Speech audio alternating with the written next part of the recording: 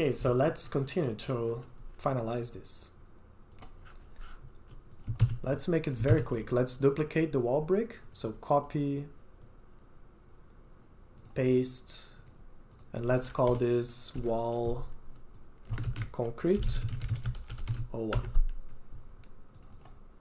Open this graph, and this one, I think we can use the brick generator. Let's just make some panels. Something like this.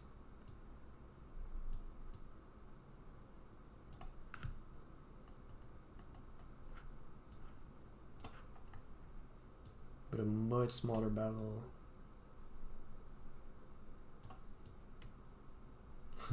So look how quick we created a concrete wall. Let's just change this color.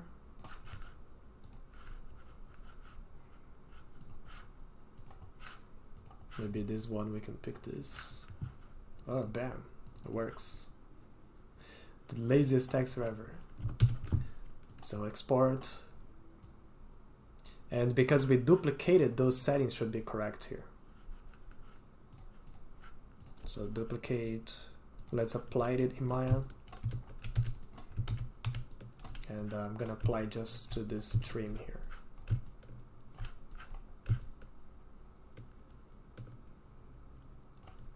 And you know what, I'm also gonna apply to these other trims. My Maya is a little buggy. It's a new version, they always add some new bugs. So let's separate these pieces, because right now when I double click, it selects the whole object. And what if we separate so the concrete parts are isolated? So let's select the brick parts, and we can use the UV shell for this. And you can use this one, separate face. It's gonna separate those faces, but it's still gonna keep in the same object. So now when you double click, look what happens. They're separated. Much easier to make selections now. And I'm gonna use that same concrete for everything. I'm gonna keep this very simple. So let's create a new material with the Stingray PBS. And name it wall concrete 01. Enable color, enable normal, and then we can pick those files. Oh, that's the wrong folder.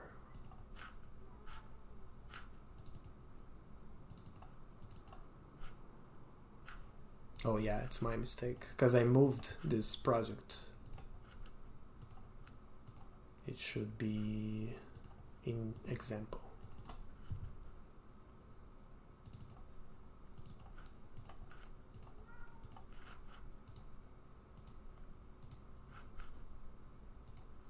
Okay, so concrete, and then, oops, that's not the right one, and then the normal.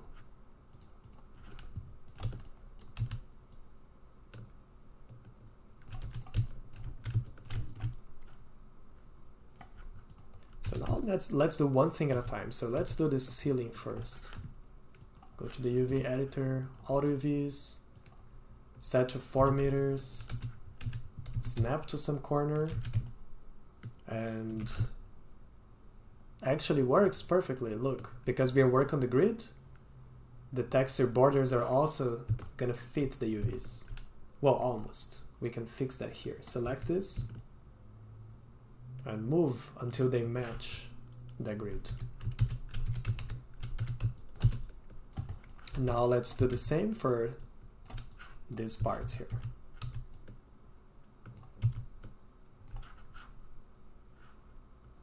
And let's also separate this. I like to separate faces per material. Just makes it easier to work with. Because for this one, instead of using auto, we can even use cylindrical mapping. So click here, cylindrical, and it's gonna be all messed up. But then if you click on this one, unfold, it should fix it. But it didn't because I got a face here. So let's try again. Oh, there's such an annoying bug. Okay, let's try again. Cylindrical. Oh well, it's not working. So let's keep moving. Yeah, this new version of Maya has some weird bug. So do the same workflow as before. Auto, rotate. Let's move it outside here just so they're not overlapping there. And let's select the edge ring here. And then we remove that one over there. And then move into, repeat. And if you hit G on the keyboard, that repeats the last command. So rotate. And let's make sure they have the right direction. So I select the top vertices here, and is the top vertices here.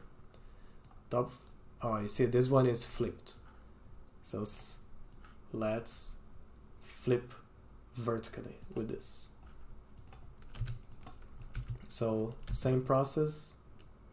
Hit D, pick like a natural seam in the geo, and snap. Hit D, V, and then snap.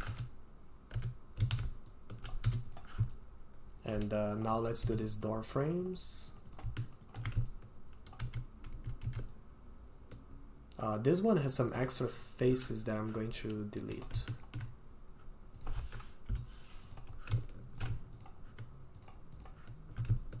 Wow, this is very annoying. When I'm in isolated mode, it's screwing up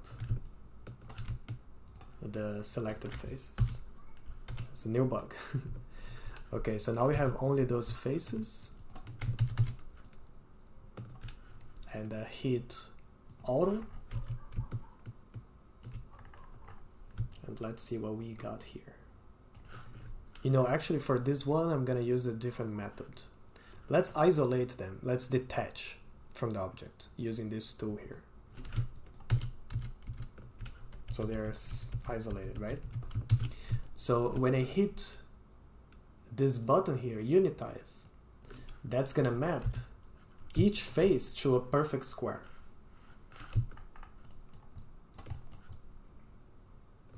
And then let's do the following. Select all faces, scale them down.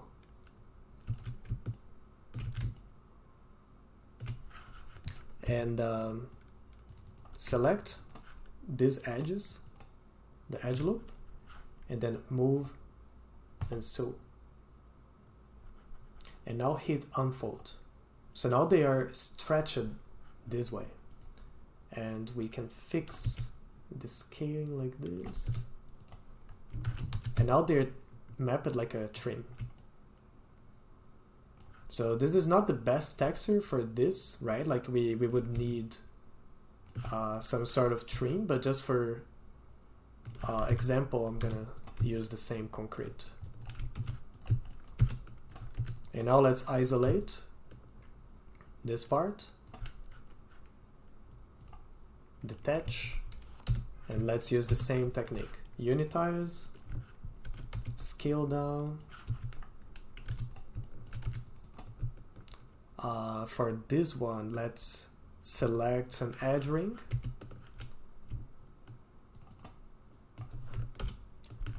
And then remove one of the edges there.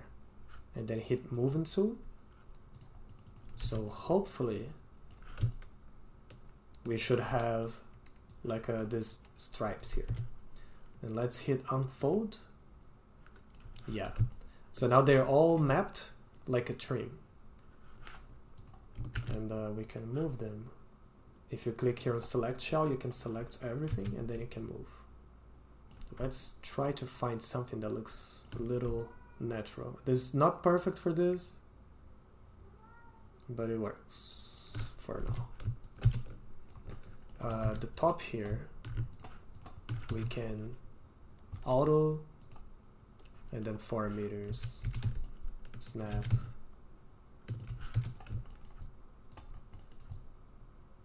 And lastly, let's do this guy here. let's detach, unitize, scale down, and this one, let's select the edge ring, remove this corner, and move into. And then we do the same for these other edges. And we got this where they're all evenly spaced. So let's rotate vertically, and then when we hit unfold, it's gonna mess it up. So yeah, let's do that by hand. Go back this way. And we know that this face is in the middle, and this one is big, right? So we can scale these faces like this.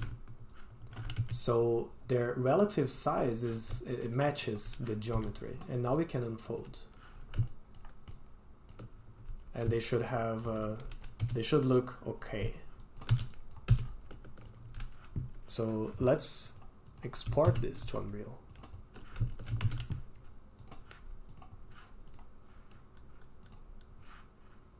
Reset FBX, and now we can import concrete,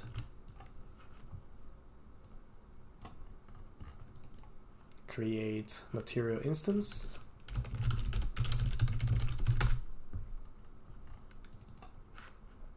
use simple,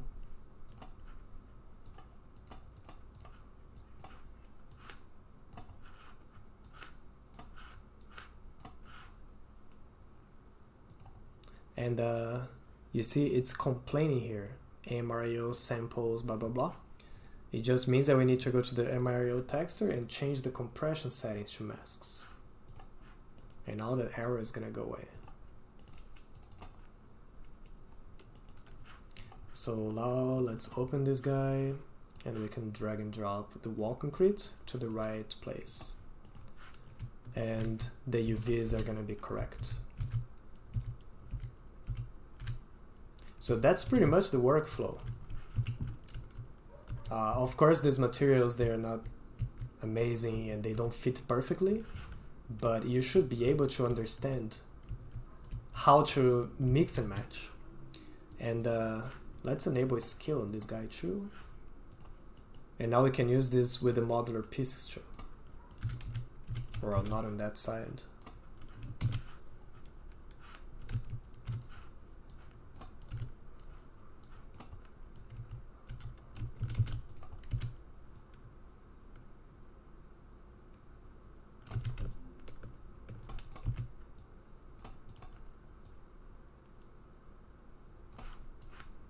For example, something like this.